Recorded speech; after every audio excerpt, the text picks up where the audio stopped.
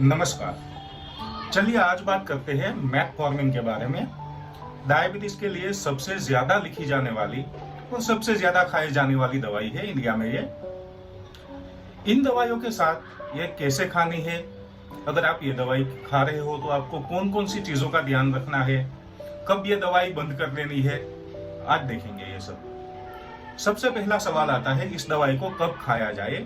कुछ doctor advice करते हैं खाना खाने से पहले और कुछ कहते हैं खाना खाने के बाद। खाना खाने से पहले या खाना खाने के बाद दैट इज डिपेंड्स ऑन आपको अगर इस दवाई खाते वक्त कोई जीआई साइड इफेक्ट आती है, यानी कि आपके पेट में अपसेट रहता है, नोजिया, वोमिटिंग ऐसा कुछ होता है, तो आपको ये दवाई खाना खाने के इमीडिएटली बाद खानी है।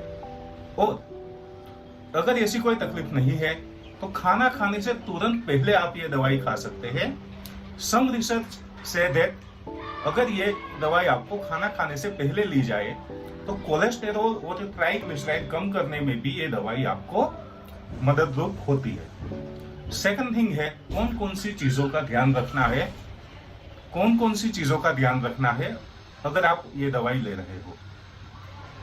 दो तीन चीजों में आपको थोड़ा क्रिटिकल होना पड़ेगा, ध्यान रखना पड़ेगा अगर आप मेटफॉर्मिन ले रहे हो।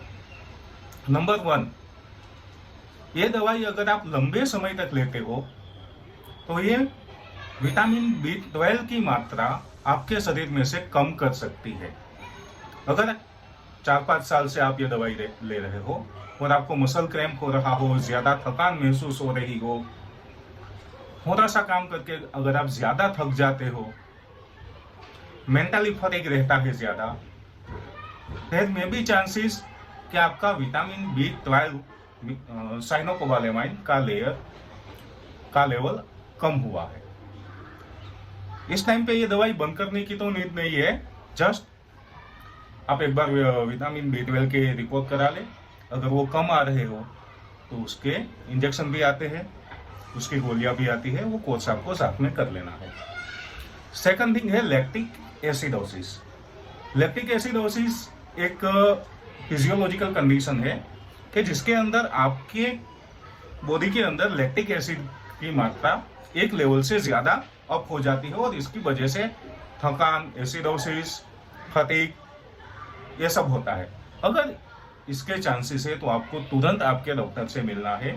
कुछ टाइम के लिए वो आपको ये दवाई बंद कर देंगे। With some reasonable treatment lactic acidosis को रिवर्स किया जा सकता है, वो रिवर्स हो जाता है।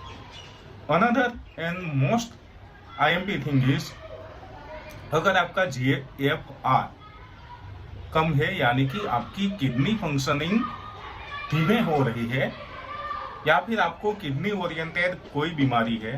देखिए कई बार क्या होता है कि आपको अगर 15 साल 20 साल से डायबिटीज है तो डायबिटीज की वजह से भी आपकी किडनी अफेक्ट होती है और आपका GFR कम आता है, किडनी फंक्शनिंग धीमा हो जाता है।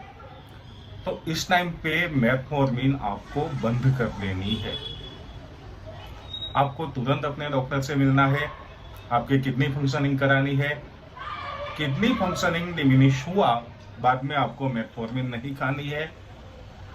This is the most critical thing when you are taking metformin. बाकी एक सेफ ड्रग है, अच्छी ड्रग है, सस्ती है, इंडिया के लिए बरसों से खाई जा रही है। इसके अलावा भी अगर आपको अपनी थेरापी से कोई भी सवाल हो तो आप मेरे पेज पे जुड़ सकते हो या फिर कमेंट में अपना सवाल यू कैन आस्क।